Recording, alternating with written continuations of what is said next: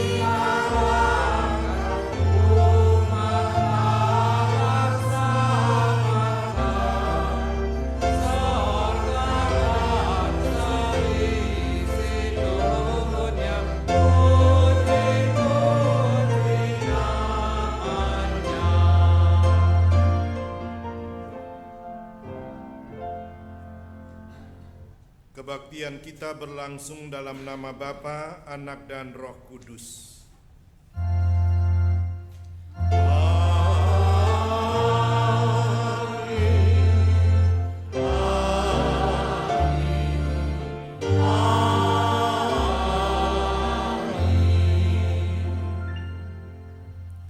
Kasih karunia dan damai sejahtera dari Allah Bapa kita dan dari Tuhan Yesus Kristus menyertai saudara sekalian.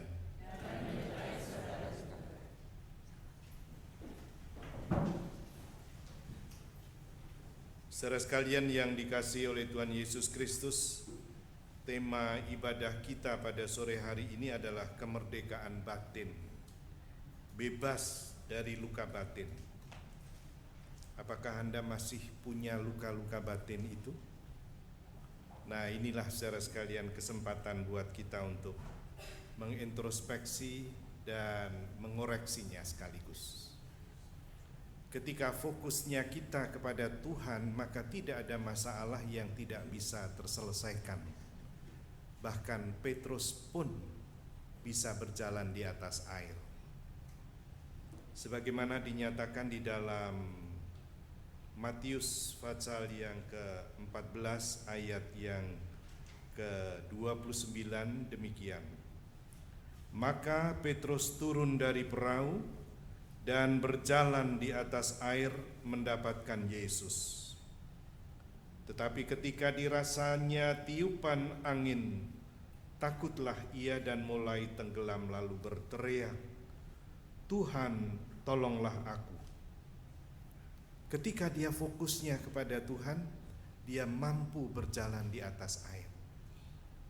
Namun ketika ia mulai melirik ke kiri ke kanan, badai yang begitu kencang dan derasnya, dia mulai tenggelam karena tidak lagi fokus kepada Tuhan. Nah, inilah saudara sekalian upaya kita untuk bisa terbebas dari luka batin, yaitu tetap fokusnya hanya Tuhan, bukan luka-luka itu. Mari kita respon dengan menaikkan pujian bersama dari PKJ 122.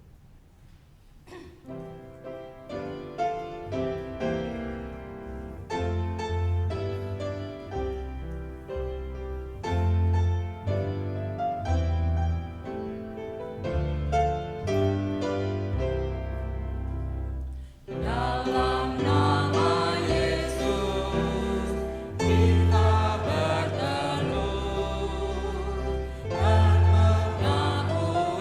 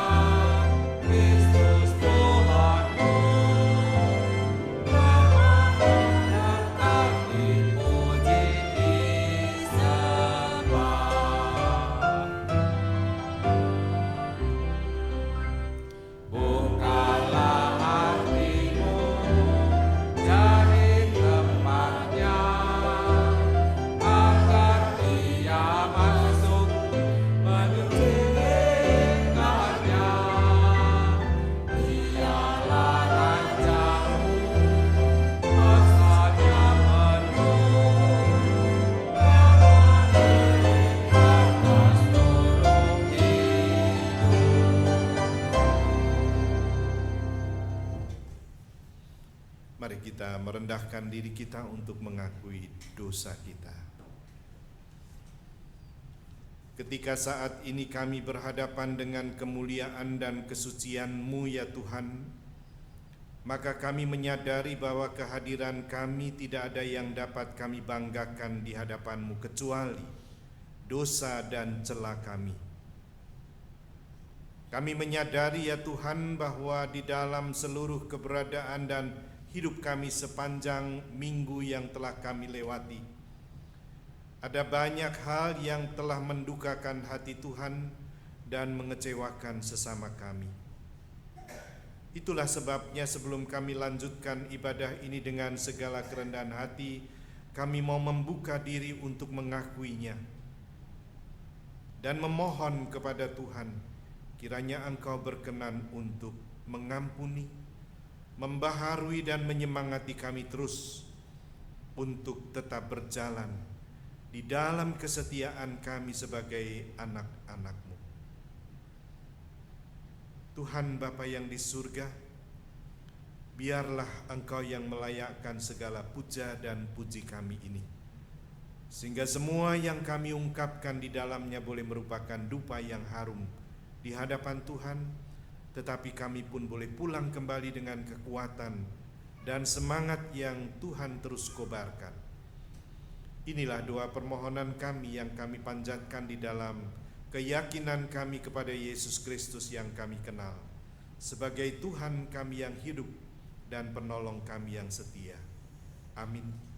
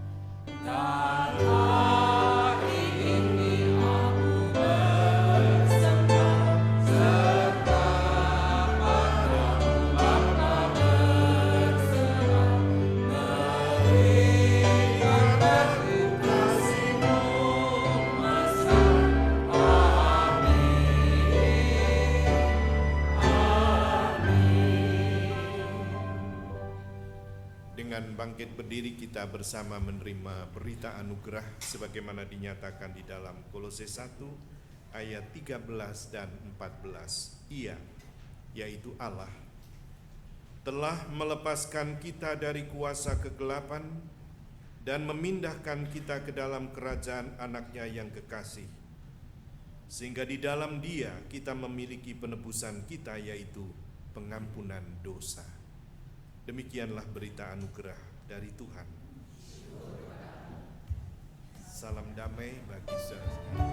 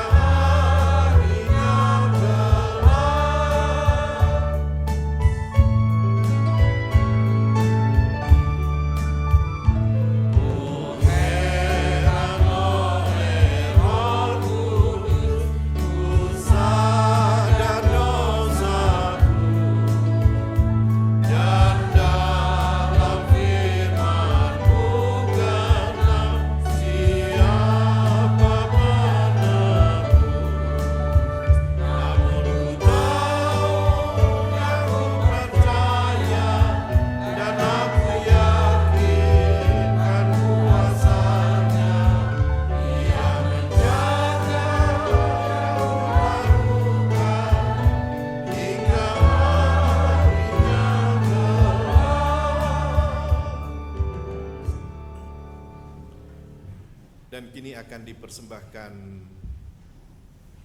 grup Golintang Gloria, sebuah pujian bagi Tuhan dan kita semua.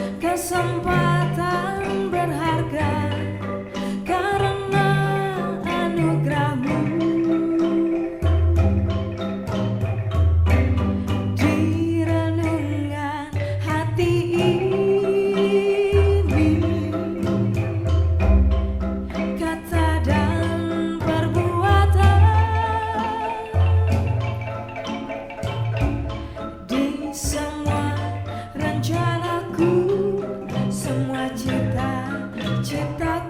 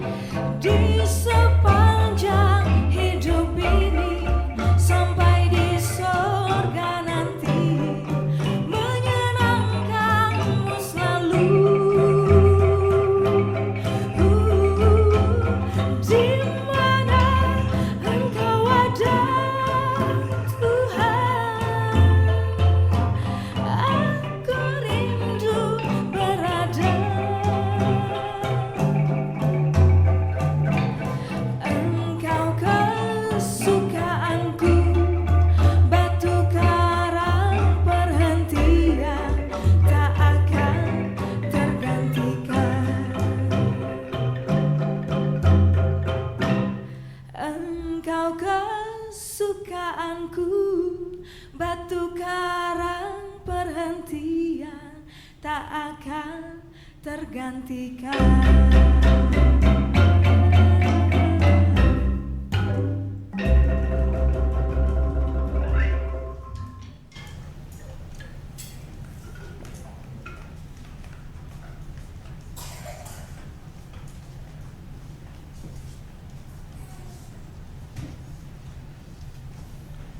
Mari saudara kita bersama-sama berdoa untuk mohon bimbingan Roh Kudus bagi firman-Nya yang hendak kita terima. Dengan penuh syukur kami datang kepadamu Tuhan. Ketika Tuhan berkenan untuk menerima kami, bahkan menyembuhkan semua sakit, penyakit, bahkan luka-luka batin kami. Terima kasih Tuhan bahwa Engkau tidak pernah memperhitungkan kesalahan kami, bahkan dosa kami setimpal dengan yang kami lakukan. Namun Engkau setia untuk mendampingi, membasuh, bahkan membangun kehidupan kami terus. Oleh karena itu sempurnakanlah sukacita kami pada sore hari ini bersama dengan sabda-Mu yang hendak kami dengarkan dan kami renungkan. Kiranya Tuhan, Engkau berkenan untuk menyapa setiap kami, baik sebagai pribadi maupun sebagai gereja, melalui sabda-Mu yang hendak kami dengarkan saat ini. Kiranya Tuhan berkenan untuk bersabda bagi kami semua, oleh karena kami telah siap mendengarkannya. Di dalam nama Tuhan Yesus Kristus, Sang Sabda yang telah menjadi manusia itu, kami berdoa dan memohon. Amin.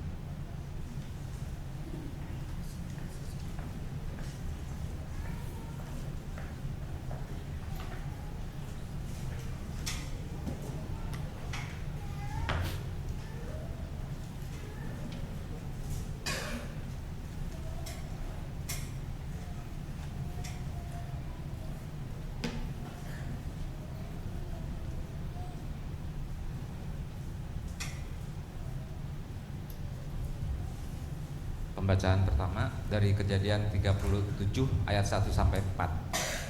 Dilanjutkan dengan ayat 12 sampai 28. Kita mulai dari 37 ayat 1. Adapun Yakub, ia diam di negeri penumpangan ayahnya, yakni di tanah Kanaan. Inilah riwayat keturunan Yakub. Yusuf tatkala berumur 17 tahun, jadi masih muda, biasa menggembalakan kambing domba bersama-sama dengan saudara-saudaranya, anak-anak Bilha dan Silpa, kedua istri ayahnya. Dan Yusuf menyampaikan kepada ayahnya kabar tentang kejahatan saudara-saudaranya. Israel lebih mengasihi Yusuf dari semua anak-anaknya yang lain, sebab Yusuf inilah anaknya yang lahir pada masa tuanya, dan dia menyuruh membuat jubah yang maha indah bagi dia. Setelah dilihat oleh saudara-saudaranya bahwa ayahnya lebih mengasihi Yusuf dari semua saudaranya, maka bencilah mereka itu kepadanya dan tidak mau menyapanya dengan ramah. Ayat 12. Pada suatu kali pergilah saudara-saudaranya menggembalakan kambing domba ayahnya di dekat Sikem. Lalu Israel berkata kepada Yusuf, "Bukankah saudara-saudaramu menggembalakan kambing domba dekat Sikem? Marilah engkau kusuruh kepada mereka." Saud Yusuf, "Ya Bapak." Kata Israel kepadanya, "Pergilah engkau melihat apakah baik keadaan saudara-saudaramu dan keadaan kambing domba, dan bawalah kabar tentang itu kepadaku."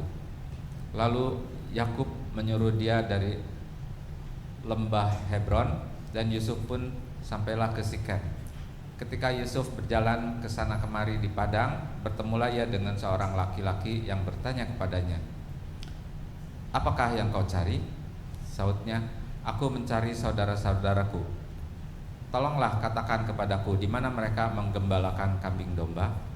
Lalu kata orang itu, "Mereka telah berangkat dari sini, sebab telah kudengar mereka berkata, 'Marilah kita pergi ke Dotan.'"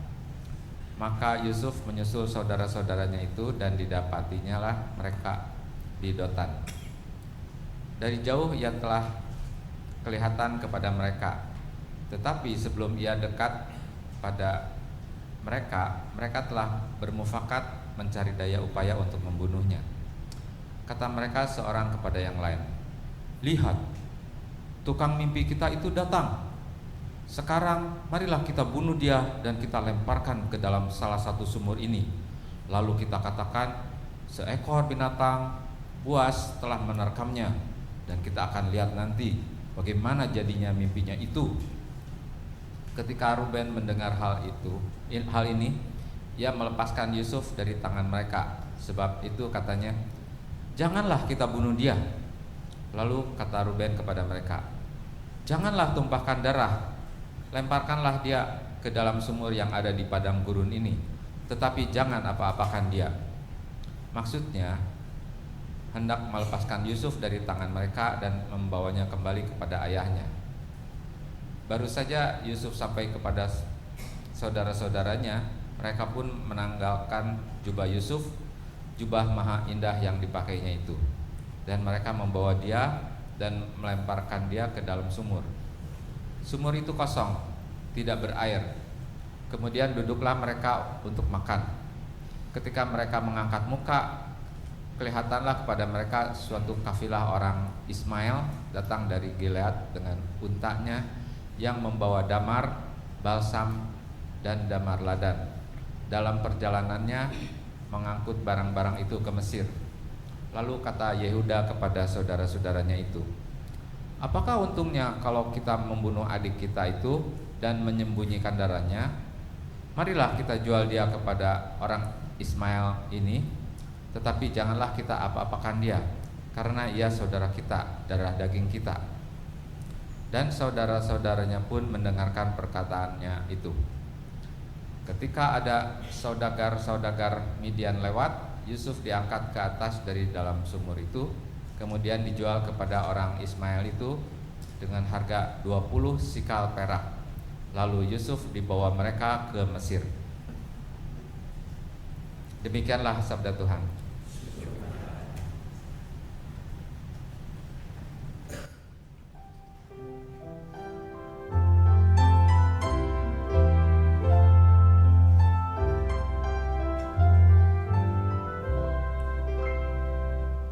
Bersyukurlah pada Tuhan, serukanlah nama-Nya, kenalkanlah karyanya ke semua bangsa, peganglah karitanya, haleluya. Bersyukurlah pada Tuhan, serukanlah namanya,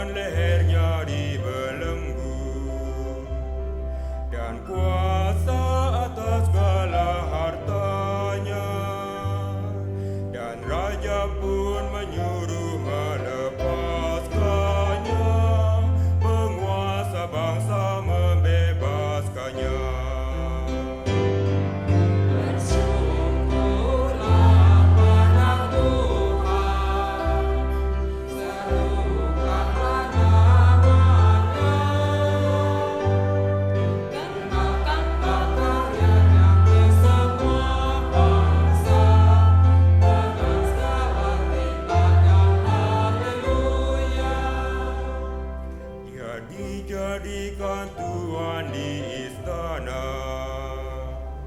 Penguasa bangsa pun membebaskannya. Ia memberi petunjuk pada pembesar dan hikmat pada tua-tuanya. Yusuf memberi petunjuk ke pembesar. Ia berikan dengan sesuka hatinya. Begitulah Israel datang ke Mesir dan Yakub tinggal di tanah asing. Bersyukurlah pada Tuhan, serukanlah namanya, kenangkanlah karyanya ke semua bangsa, tegaskanlah titahnya, haleluya.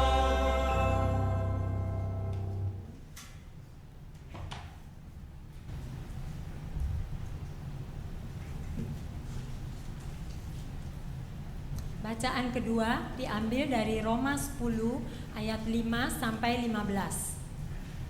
Roma 10 ayat 5 sampai 15. Sebab Musa menulis tentang kebenaran karena hukum Taurat. Orang yang melakukannya akan hidup karenanya. Tetapi kebenaran karena iman berkata demikian. Jangan katakan di dalam hatimu, siapakah akan naik ke sorga, yaitu untuk membawa Yesus turun, atau siapakah akan turun ke jurang maut, yaitu untuk membawa Kristus naik dari antara orang mati. Tetapi apakah katanya? Ini, firman itu dekat kepadamu, yakni di dalam mulutmu dan di dalam hatimu. Itulah firman iman yang kami beritakan. Sebab jika kamu mengaku dengan mulutmu bahwa Yesus adalah Tuhan dan percaya dalam hatimu bahwa Allah telah membangkitkan Dia dari antara orang mati, maka kamu akan diselamatkan. Karena dengan hati orang percaya dan dibenarkan, dan dengan mulut orang mengaku dan diselamatkan. Karena kitab suci berkata, barang siapa yang percaya kepada Dia tidak akan dipermalukan. Sebab tidak ada perbedaan antara orang Yahudi dan orang Yunani, karena Allah yang satu itu adalah Tuhan dari semua orang, kaya bagi semua orang yang berseru kepadanya. Sebab barang siapa yang berseru kepada nama Tuhan akan diselamatkan. Tetapi bagaimana mereka dapat berseru kepadanya jika mereka tidak percaya kepada Dia? Bagaimana mereka dapat percaya kepada Dia jika mereka tidak mendengar tentang Dia, jika tidak ada yang memberitakannya? Dan bagaimana mereka dapat memberitakannya jika mereka tidak diutus? Seperti ada tertulis, betapa indahnya kedatangan mereka yang membawa kabar baik. Demikianlah sabda Tuhan. Bacaan Injil akan dibacakan menurut Injil Matius pasal 14, mulai ayat 22 sampai 33. Demikian ditulis di dalam Matius 14 mulai ayat 22. Sesudah itu Yesus segera memerintahkan murid-muridnya naik ke perahu dan mendahuluinya ke seberang. Sementara itu ia menyuruh orang banyak pulang. Dan setelah orang banyak itu disuruhnya pulang, Yesus naik ke atas bukit untuk berdoa seorang diri. Ketika hari sudah malam, ia sendirian di situ. Perahu murid-muridnya sudah beberapa mil jauhnya dari pantai dan diombang-ambingkan gelombang karena angin sakal. Kira-kira jam 3 malam, datanglah Yesus kepada mereka berjalan di atas air. Ketika murid-muridnya melihat Dia berjalan di atas air, mereka terkejut dan berseru, "Itu hantu!" Lalu berteriak-teriak karena takut. Tetapi segera Yesus berkata kepada mereka, "Tenanglah, Aku ini, jangan takut." Lalu Petrus berseru dan menjawab dia, "Tuhan, apabila Engkau itu, suruhlah aku datang kepadamu berjalan di atas air." Kata Yesus, "Datanglah." Maka Petrus turun dari perahu dan berjalan di atas air mendapatkan Yesus. Tetapi ketika dirasanya tiupan angin, takutlah ia dan mulai tenggelam, lalu berteriak, "Tuhan, tolonglah aku." Segera Yesus mengulurkan tangannya, memegang dia dan berkata, "Hai orang yang kurang percaya, mengapa engkau bimbang?" Lalu mereka naik ke perahu dan angin pun redalah. Dan orang-orang yang ada di perahu menyembah dia, katanya, "Sesungguhnya engkau anak Allah." Demikianlah Injil Yesus Kristus. Berbahagialah mereka yang mendengarkan firman Tuhan dan yang memeliharanya. Haleluya. Haleluya, haleluya, haleluya.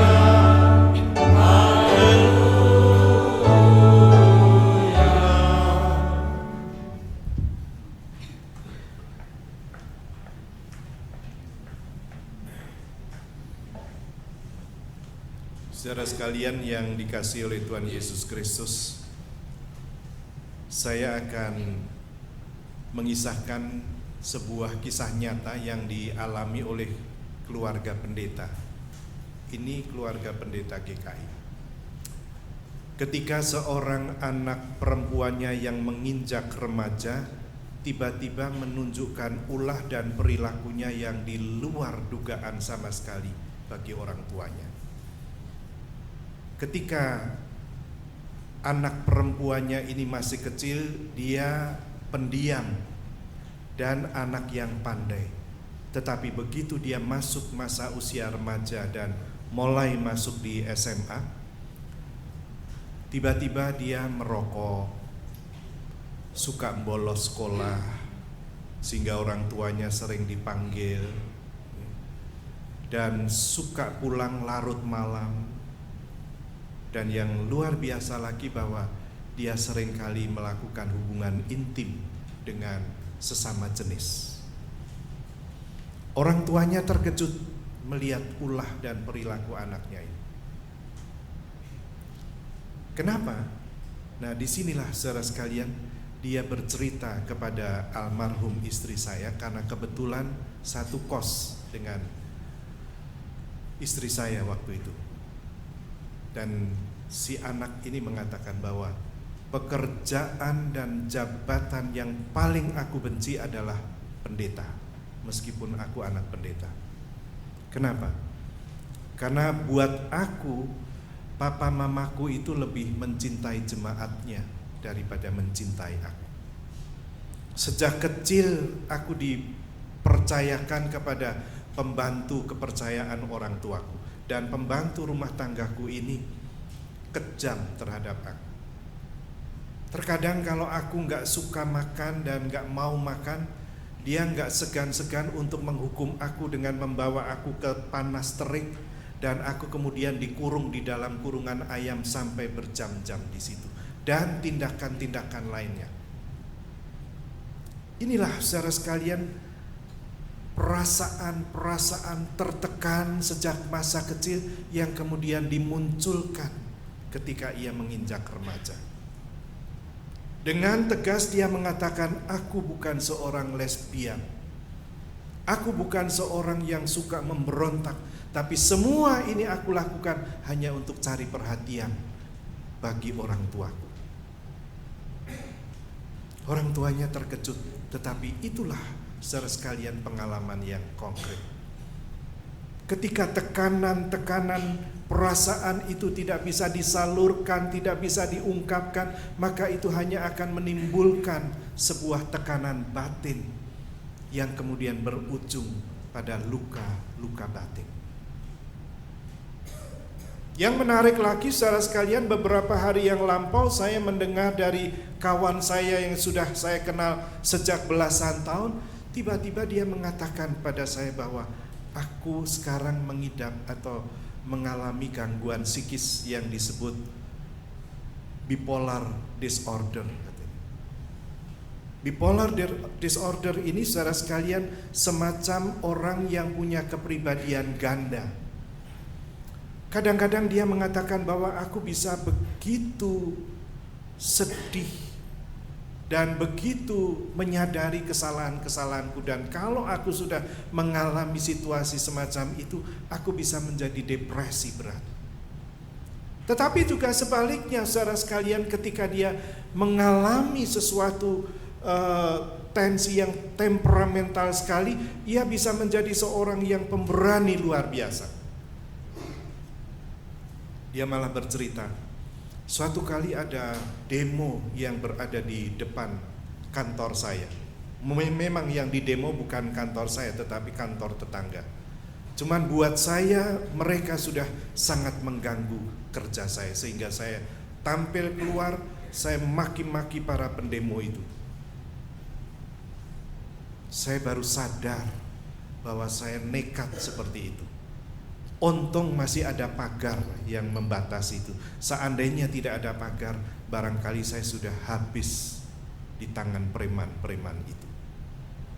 Tapi inilah, saudara sekalian, kenyataan yang seringkali dialami karena dia ternyata mengalami gangguan yang disebut bipolar disorder itu. Dan ini, saudara sekalian, ternyata berawal dari masa kecilnya. Berawal dari bagaimana orang tuanya memperlakukan dia dulu. Dan dia baru sadar ketika ia sekarang sudah berusia 60 tahun lebih. Saudara sekalian, barangkali di antara Anda dan saya pun pernah mengalami tekanan-tekanan dalam kehidupan ini, yang kemudian menimbulkan luka-luka batin di dalam diri kita. Masalahnya, saudara sekalian, ketika kita merasakan dan mengalami hal yang semacam itu, lalu bagaimana kita harus mengatasi dan menyelesaikan? Mari, saudara sekalian, kita belajar dari pengalaman Yusuf. Yusuf pun, saudara sekalian, ketika ia menginjak remaja, ia mengalami perlakuan dari saudara-saudaranya yang sangat tidak simpatik, dan itu sangat menimbulkan luka-luka batin di dalam dirinya. Anda bisa membayangkan, saudara sekalian, ketika Yusuf yang saat itu adalah anak yang dikasih oleh bapaknya, sehingga ia diistimewakan oleh bapaknya, tetapi juga gara-gara ia diistimewakan ini, lalu saudara-saudaranya menjadi benci kepada dia. Di dalam kebencian saudara-saudaranya yang semacam inilah, saudara sekalian, tiba-tiba Yusuf ditangkap oleh saudara-saudaranya dan dijebloskan ke dalam sumur kosong. Untung sumurnya kosong. Seandainya ada airnya, barangkali Yusuf sudah mati di sana. Anda bisa membayangkan, saudara sekalian, bahwa Yusuf sebagai seorang yang menginjak remaja dan tidak pernah mempunyai rasa dengki, rasa dendam terhadap saudara-saudaranya, tetapi sekarang ia harus mengalami situasi dan kondisi yang semacam itu justru oleh orang-orang yang terdekat dengan dia. Anda bisa membayangkan bagaimana hancurnya perasaan dia sebagai seorang anak remaja mestinya. Juga, saudara sekalian, ketika kemudian ia dijual menjadi seorang budak belian, Yusuf sama sekali tidak ada harganya. Di tengah-tengah kehidupannya bersama dengan orang tuanya yang mencintai dia dan berada di tengah-tengah keluarga yang sangat memberikan respek kepada dia, sekarang ia harus mengalami kenyataan menjadi seorang budak belian. Anda tahu, pada zaman itu seorang budak belian itu harganya tidak lebih banyak daripada seekor binatang. Seorang budak belian, saudara sekalian, kalau dia sudah berada di tangan majikannya, kalau toh majikannya membunuh pun, dia tidak bisa membela hak-haknya sebagai manusia. Seperti itu, saudara sekalian, Yusuf saat itu.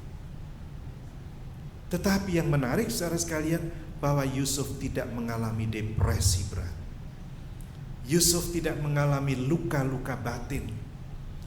Yusuf tetap eksis. Kenapa?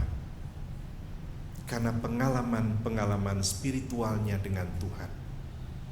Sejak ia remaja, saudara sekalian, ia seringkali mempunyai pengalaman-pengalaman spiritual dengan Tuhan yang luar biasa. Tetapi ini sekaligus menjadi benih-benih iri hati dari saudara-saudaranya. Ketika ia suatu kali bercerita, karena Yusuf ini dikenal sebagai tukang mimpi.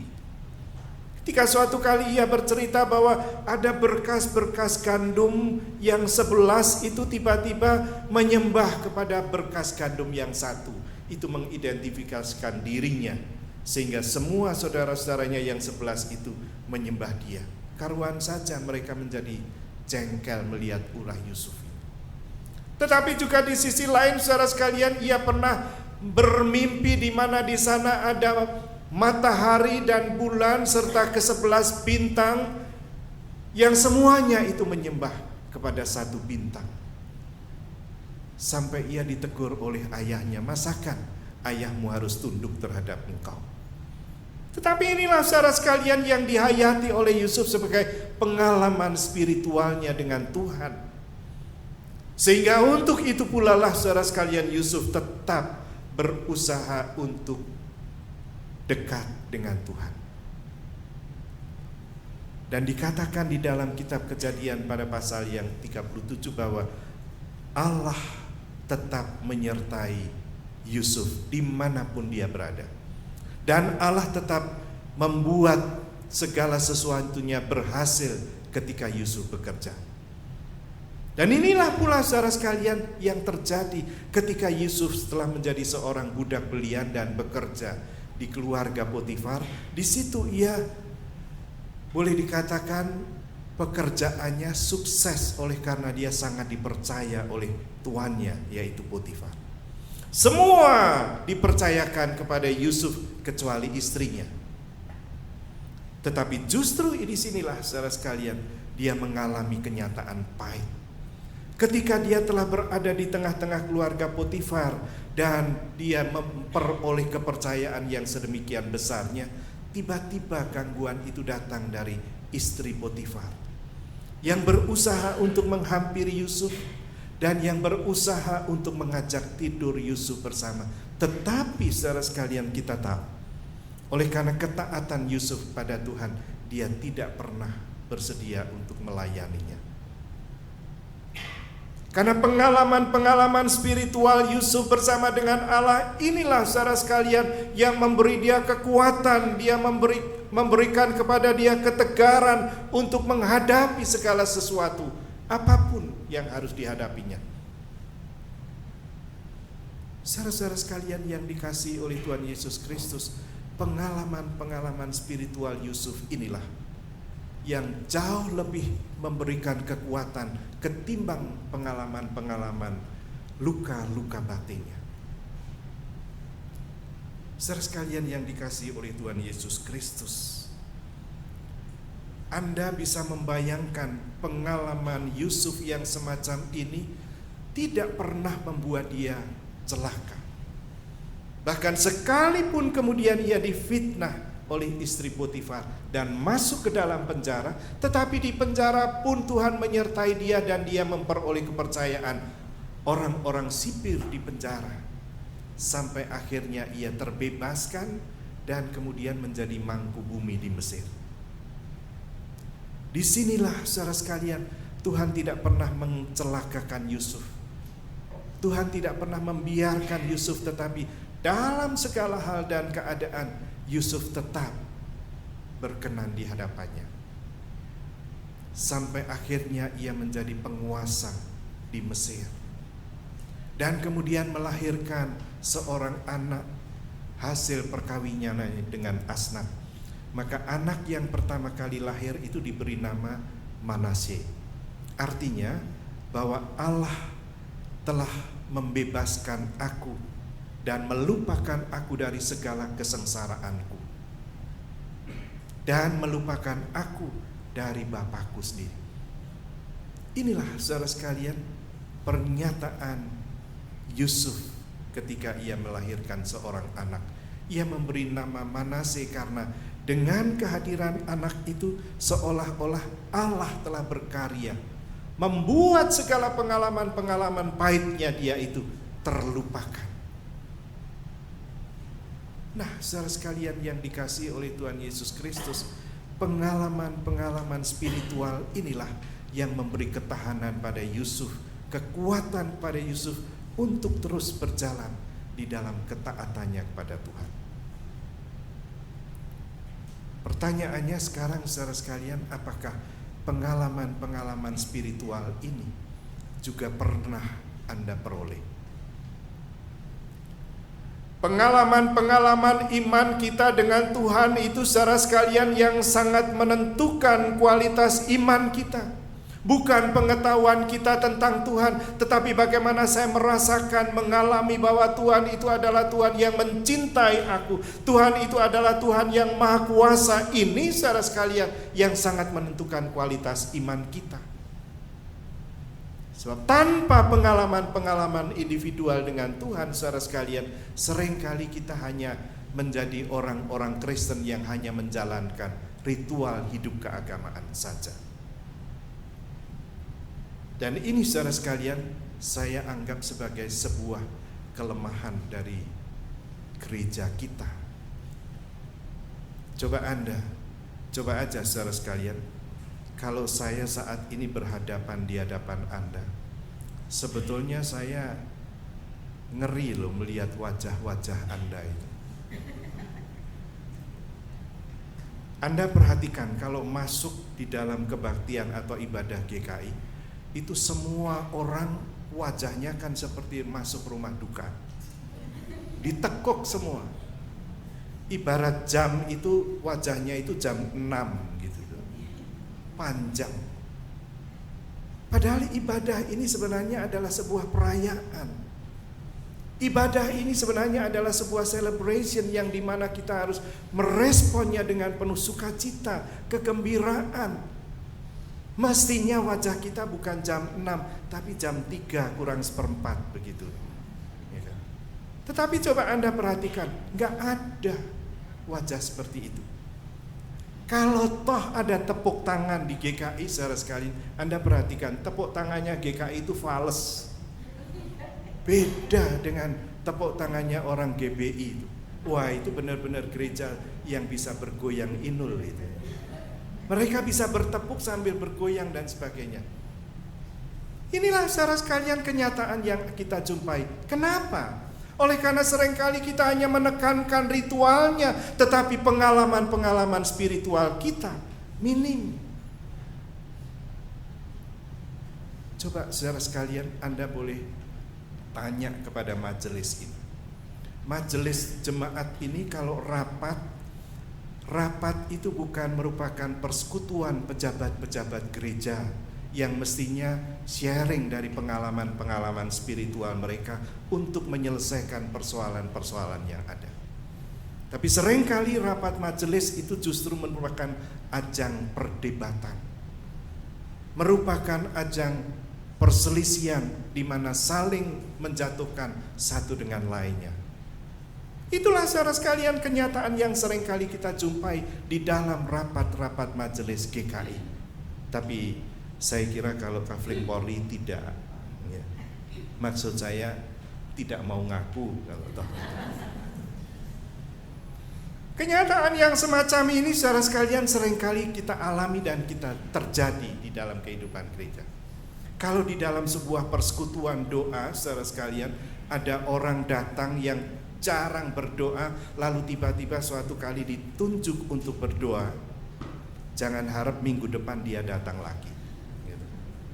Gua gak bakalan datang lagi.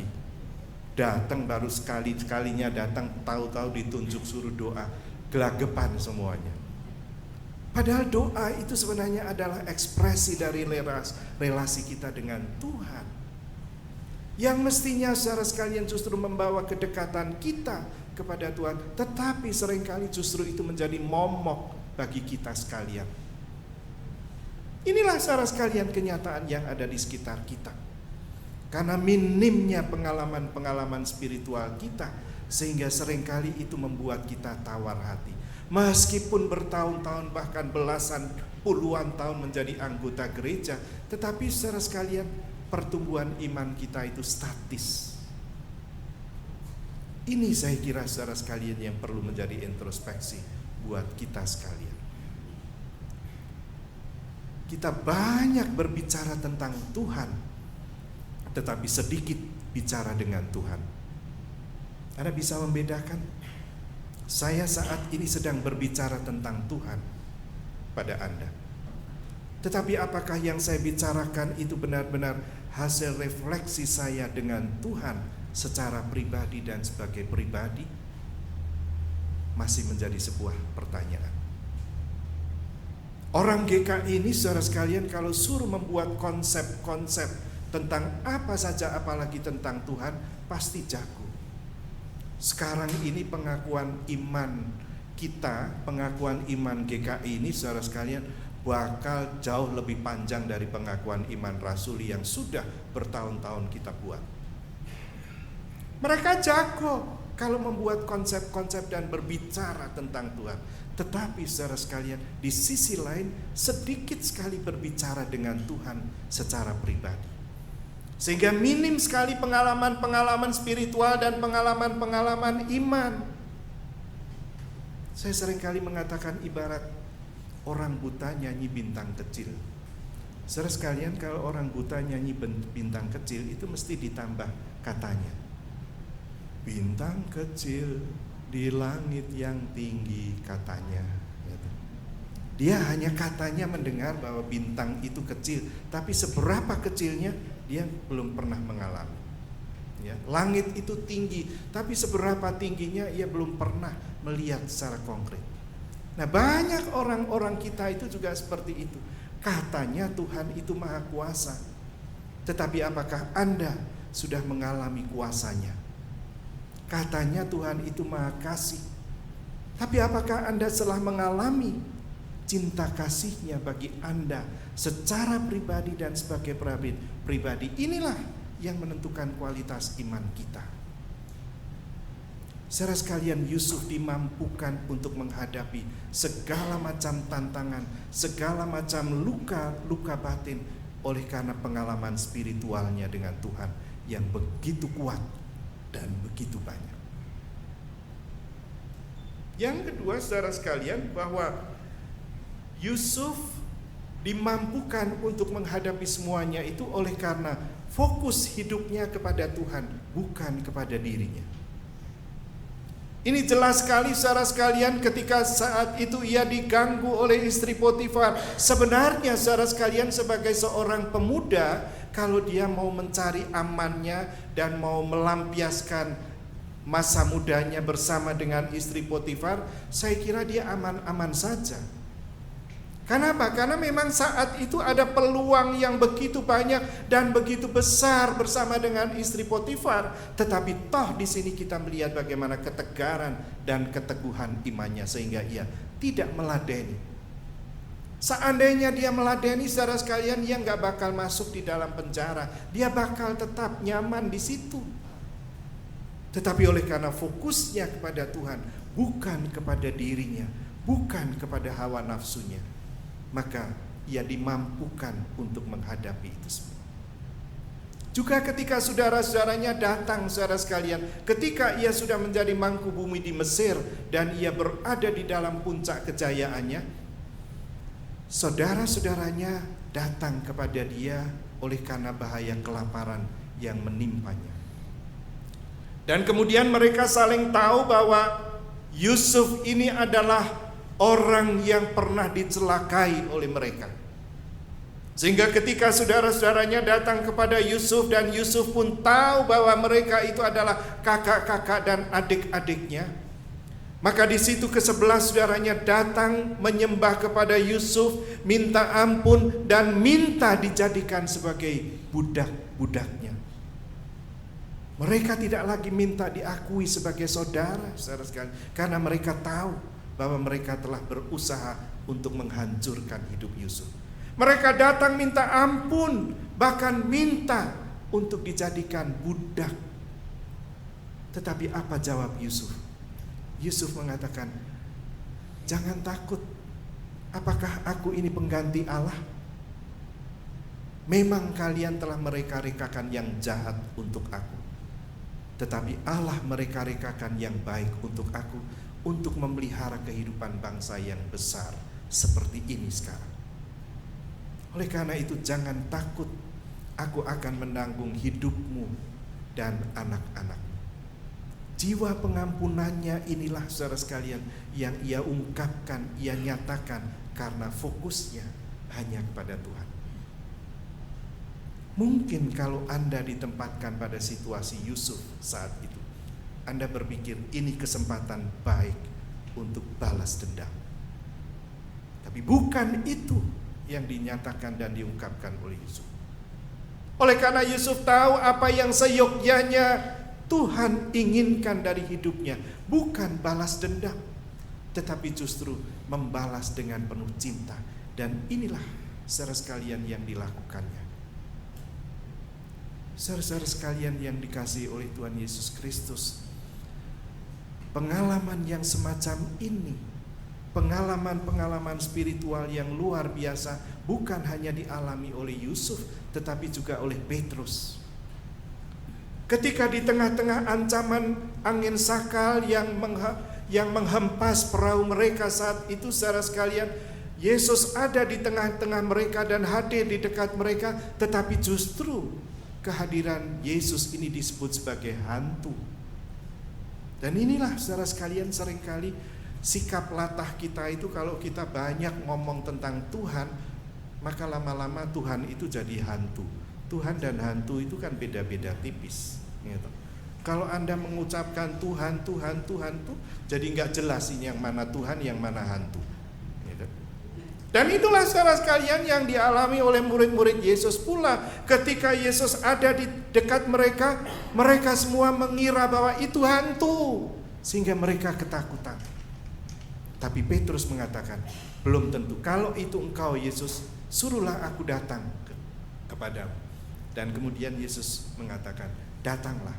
Saat itu saudara sekalian, Petrus keluar dari perahu dan berjalan di atas air. Saat itu saudara sekalian, Petrus mengalami pengalaman spiritual yang luar biasa, sehingga dimampukan ia berjalan di atas air di luar nalar yang dimiliki oleh semuanya. Tetapi manakala ia kemudian mulai melihat kiri kanan dan angin yang berhembus begitu kuat, disitulah ia mulai takut. Fokusnya bukan lagi kepada Tuhan, tetapi kepada kesekitarannya. Tetapi selama ia fokus kepada Tuhan, ia dimampukan untuk berjalan di atas air. Dan inilah saudara sekalian yang seringkali menjadi pengalaman kita. Ketika kita menghadapi kesulitan, ketika kita menghadapi himpitan, ketika kita menghadapi bermacam-macam tekanan, seringkali konsentrasi kita hanya pada tekanannya itu, pada kesekitaran kita, tetapi bukan kepada Allah yang menjadi kekuatan kita. Ketika kita fokusnya hanya kepada Tuhan, saudara sekali, maka kita akan dimampukan untuk keluar dari tekanan-tekanan itu, seperti Yusuf, seperti Petrus. Tetapi juga pemazmur, ketika pemazmur mengatakan bahwa sekalipun aku berjalan dalam lembah kekelaman, aku tidak takut bahaya, sebab Engkau besertaku. Tahu Mazmur berapa itu? 23. Ayat berapa? Nah ini saya kasih tipsnya. Ini bahasa orang beriman itu, Mazmur Jisamsu itu harus jadi pegangan ya. Mazmur 23 ayat 4. Sekalipun aku berjalan dalam lembah kekelaman, aku tidak takut bahaya, sebab Engkau besertaku. Gadamu dan tongkatmu itulah yang menyertai aku. Ini mestinya menjadi bahasa orang beriman menghadapi segala macam tantangan, bahkan tekanan-tekanan hidup sekalipun. Pemazmur mengatakan dan menyadari bahwa berjalan bersama dengan Allah itu tidak selalu berada di padang rumput hijau atau berada di air yang tenang. Ada kalanya kita juga harus menghadapi gejolak. Namun demikian, sekalipun aku berjalan di dalam bayang-bayang maut, aku tidak takut. Inilah saudara sekalian kekuatan ketika fokus kita kepada Tuhan. Oleh karena itu saudara sekalian, sebenarnya yang perlu kita lakukan sekarang adalah merubah pola pikir kita, merubah mindset kita dari orang yang selalu berorientasi pada diri sendiri, maka sekarang orientasi kita kepada Tuhan. Bukan lagi self-oriented, tetapi Christ-oriented, God-oriented. Ketika kita saudara sekalian senantiasa Dia yang menjadi fokusnya, maka tidak ada masalah yang tidak bisa diselesaikan. Luka-luka batin sekalipun, itu akan menjadi sesuatu yang membebaskan kita, karena Tuhan tidak pernah membiarkan kita dan meninggalkan kita. Sehingga berjalan bersama dengan Tuhan saudara sekalian, disitulah spirit kita, kekuatan kita, tetapi juga sekaligus kebahagiaan kita. Amin.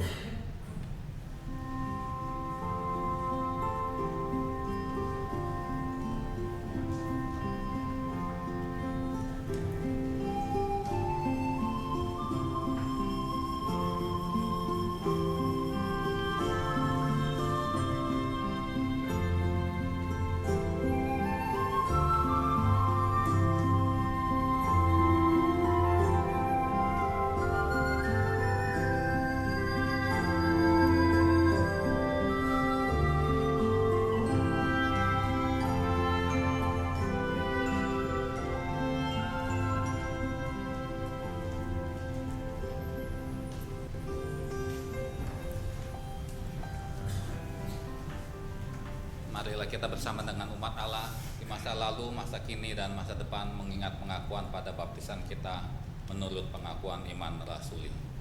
Aku percaya kepada Allah, Bapa yang Maha Kuasa, Khalik langit dan bumi, dan kepada Yesus Kristus, Anak yang tunggal Tuhan kita, yang dikandung daripada Roh Kudus, lahir dari anak darah Maria, yang menderita sengsara di bawah pemerintahan Pontius Pilatus, disalibkan, mati dan dikuburkan, turun ke dalam kerajaan maut.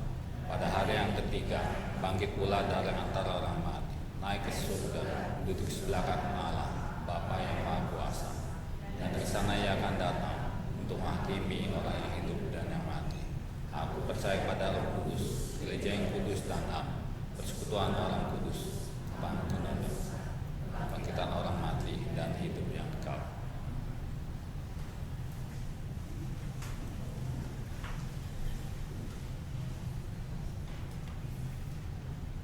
Mari saudara kita bersama-sama satu di dalam doa.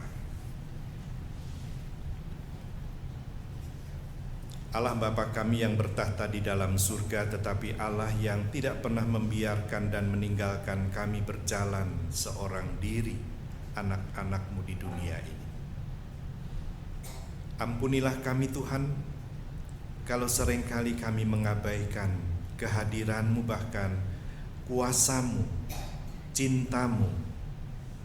Ampunilah Tuhan, kalau seringkali kami lebih mengandalkan pada kekuatan dan kemampuan kami semata, yang seringkali tidak cukup untuk mengatasi berbagai macam problem yang ada di sekitar kami. Biarlah firman-Mu pada sore hari ini boleh memotivasi kami kembali untuk kembali kepada firman-Mu dan fokus hanya kepada Tuhan, sehingga kami boleh memiliki pengalaman-pengalaman iman, kami boleh memiliki pengalaman-pengalaman spiritual dengan Tuhan sebagai pribadi dan secara pribadi. Dan itu pula lah Tuhan yang akan memberikan kekuatan, ketahanan, bahkan sukacita bagi kami. Terima kasih Tuhan untuk sabda-Mu pada sore hari ini. Dan di dalam keyakinan kami yang seperti inilah, saat ini kami datang kepadamu bersama dengan jemaat-Mu di GKI Kafling Polri ini. Kami bersyukur untuk berkat dan penyertaan Tuhan di dalam perjalanan kehidupan mereka bergereja sampai kini dan di sini. Kami bersyukur Tuhan untuk semua hal yang telah Tuhan hadirkan dan wujudkan di dalam perjalanan hidup jemaat ini. Kami berdoa kiranya Tuhan yang berkenan untuk memberikan pendampingan senantiasa bagi segenap majelis beserta dengan badan-badan pelayanan dan pendeta yang ada di dalamnya di dalam mengemban misi Allah bersama dengan seluruh anggota jemaat, sehingga mereka dimampukan untuk melakukan visi misi mereka dengan baik dan menghadirkan shalom Allah itu bagi masyarakat dan bangsa di sekitarnya. Jauhkanlah perpecahan, konflik dan tindakan-tindakan yang tidak berkenan kepadamu Tuhan, sehingga kami dimampukan untuk memelihara ikatan kesatuan dan persekutuan itu, tetapi sekaligus kami mewujud nyatakan kesaksian dan pelayanan kami bagi masyarakat dan dunia ini. Di dalam kesempatan ini pula secara khusus kami mau berdoa bagi kerinduan mereka untuk memiliki seorang hamba Tuhan lagi di tengah jemaat ini. Kami percaya bahwa Engkau telah menyiapkan bagi jemaat-Mu ini, dan ajarlah kepada kami Tuhan untuk tidak hanya mengandalkan kekuatan dan kemampuan pertimbangan-pertimbangan manusiawi kami dan pikiran kami, tetapi ajarlah kepada kami untuk berani menyerahkan dan mempercayakan semua dan segala sesuatunya itu sepenuhnya pada Tuhan, sampai Engkau mengutus hamba-Mu yang pas bagi jemaat-Mu di tempat ini. Dan kami boleh menghayati itu sebagai campur tangan Tuhan, bahkan kehadiran Tuhan dalam jemaat ini. Bapa kami yang di surga, di dalam kesempatan ini kami mau berdoa bagi mereka sekalian yang tidak dapat hadir bersama dengan kami oleh karena berbagai macam kendala di dalam hidup ini, terutama bagi mereka yang sakit, bagi mereka yang berada di dalam beban pergumulan berat, bagi mereka yang sedang berusaha untuk mengatasi berbagai macam konflik di dalam kehidupannya. Kiranya Tuhan hadir untuk memberikan pendampingan yang dibutuhkan bagi mereka sekalian, sehingga di tengah-tengah segala macam kesulitan yang mereka hadapi, bahkan di tengah-tengah segala sakit penyakit yang mendera mereka, mereka boleh senantiasa bergantung penuh pada Tuhan yang Maha Kuasa tetapi Maha Kasih. Bapa yang di surga, di dalam kesempatan ini pula kami mau berdoa bagi masyarakat dan bangsa kami Indonesia, terutama ya Tuhan ketika pemilihan presiden dan wakil presiden telah boleh dilampaui pada tanggal 9 Juli yang lampau, tetapi sampai kini masih menghadapi berbagai macam persoalan. Kami berdoa kiranya Tuhan yang ikut ambil bagian, bahkan Tuhan yang bertahta di dalam seluruh proses ini sehingga boleh dituntaskan dengan sebaik-baiknya.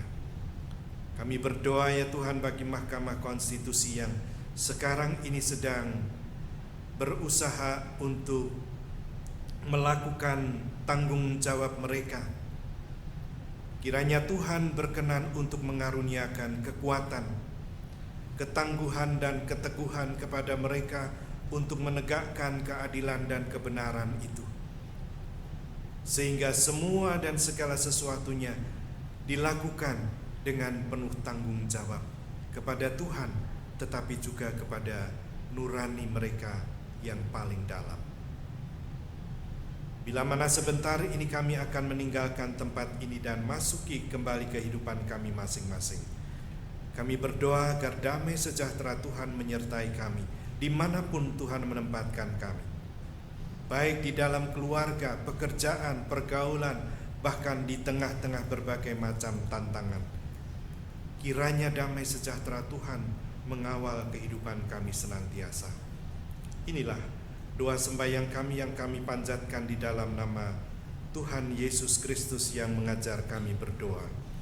Bapa kami yang di surga, dikuduskanlah namamu, datanglah kerajaan-Mu, jadilah kehendak-Mu di bumi seperti di surga.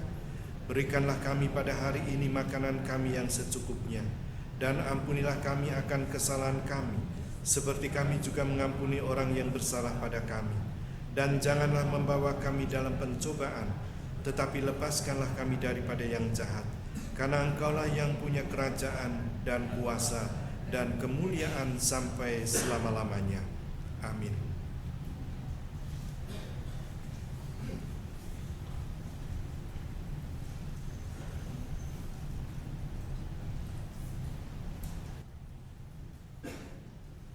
Jemaat yang dikasihi Tuhan, kita akan memberikan persembahan syukur kita atas berkat-berkat yang telah kita terima, dan nas persembahan kita pada sore hari ini terambil dari 2 Korintus 8 ayat 12. Sebab jika kamu rela untuk memberi, maka pemberianmu akan diterima, kalau pemberianmu itu berdasarkan apa yang ada padamu, bukan berdasarkan apa yang tidak ada padamu. Marilah dengan hati yang penuh dengan rasa syukur dan terima kasih kita menaikkan pujian untuk mengiringi persembahan kita, yaitu berlimpah sukacita di hatiku.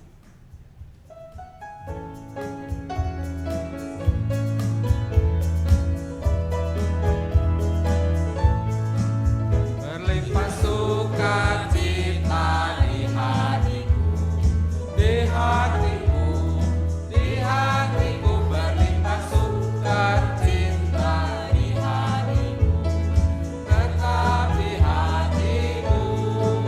Aku bersyukur, bersukacita, kasih Tuhan diam di dalamku. Aku bersyukur, bersukacita, kasih Tuhan diam di dalamku.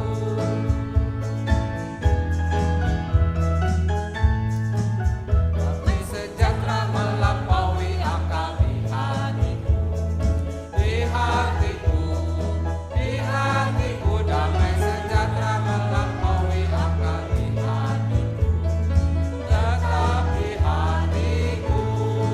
Aku bersyukur, bersukacita, kasih Tuhan diam di dalamku. Aku bersyukur, bersukacita, kasih Tuhan diam di dalamku.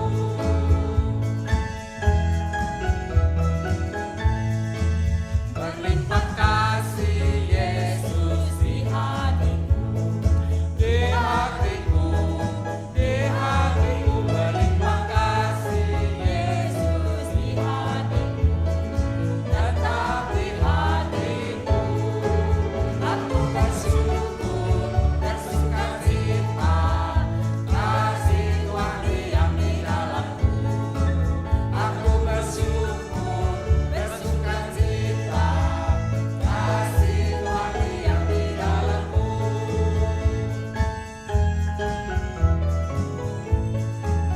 Ini tiada lagi penghukuman di hatiku, di hatiku, di hatiku. Kini tiada lagi penghukuman di hatiku, tetap di hatiku.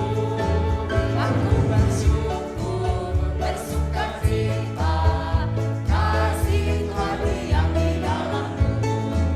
Aku bersyukur, bersukacita, kasih Tuhan diam di dalamku.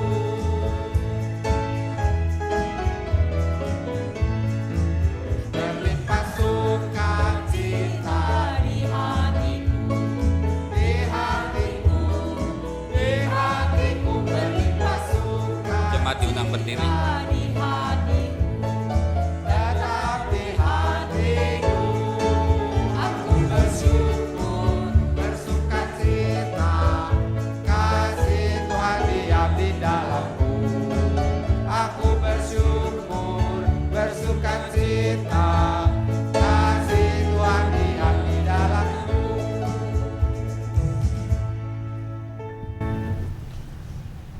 Mari kita berdoa.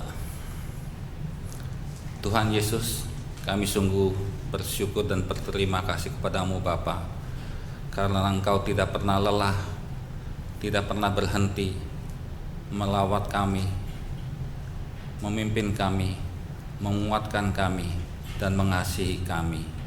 Terima kasih Tuhan untuk segala yang telah Engkau berikan kepada kami. Dan juga Tuhan, terima kasih kalau pada sore hari ini Engkau memberikan kesempatan kepada kami untuk kami boleh memberikan persembahan kami sebagai rasa syukur kami atas berkat yang telah Engkau berikan kepada kami. Tuhan, kiranya Engkau boleh berkati persembahan ini, Engkau boleh pakai persembahan ini. Dan kami percaya Tuhan, kalau tangan Tuhan yang turut campur di dalam pengelolaannya, maka persembahan ini akan menjadi berkat yang luar biasa. Dan biarlah semuanya ini boleh dipergunakan hanya untuk kemuliaan nama Tuhan saja. Tuhan, Engkau juga boleh menolong kami Tuhan, karena yang Engkau minta dari kami adalah apa yang ada pada kami Tuhan, baik itu waktu kami, tenaga kami, pikiran kami, talenta kami, dan juga hati kami. Biarlah itu yang boleh kami berikan untuk Tuhan. Tuhan, kami naikkan doa ini hanya di dalam nama anak-Mu yang tunggal, Tuhan kami Yesus Kristus. Amin. Mari dengan tetap berdiri kita menaikkan pujian pengutusan kita dari NKB 193. Aku hendak tetap berhati tulus.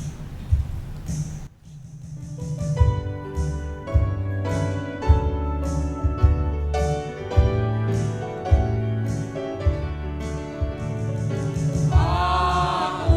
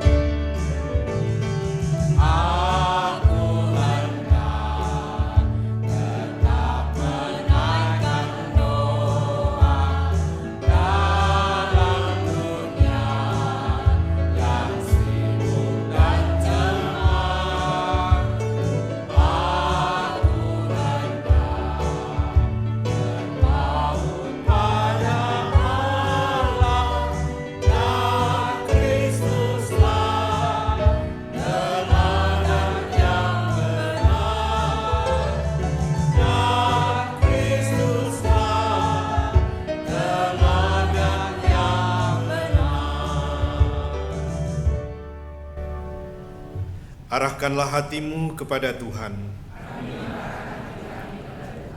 Jadilah saksi Kristus. Terpujilah Tuhan. Pergilah dengan sejahtera dan terimalah berkat Tuhan. Tuhan memberkati engkau dan melindungi engkau. Tuhan menyinari engkau dengan wajah-Nya dan memberi engkau kasih karunia. Tuhan menghadapkan wajah-Nya kepadamu dan memberi engkau damai sejahtera.